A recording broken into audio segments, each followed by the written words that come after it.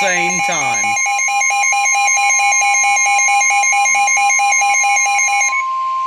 The National Weather Service in Raleigh has issued a severe thunderstorm warning for Both the radios went off at the same time. Northern Cumberland County, northwestern Sampson County, until 7:45 p.m. At 6:42 p.m., severe thunderstorms were located along a line extending from near Angier to Pope Air Force Base, moving east at 35 miles per hour. Hazard, 60 miles per hour wind gusts. Source, radar indicated. Impact, expect damage to roofs, siding, and trees. Locations impacted include Fayetteville, Smithfield, Wilmington, Fort Bragg, Dunn, Angier, Benson, Godwin, Pope Air Force Base, and Spring Lake. Straight line winds can blow down trees, power lines, and damage mobile homes and other buildings.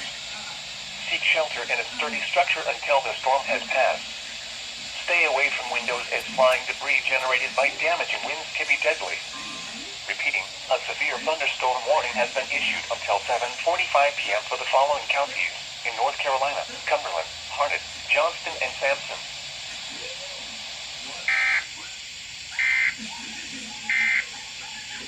A severe thunderstorm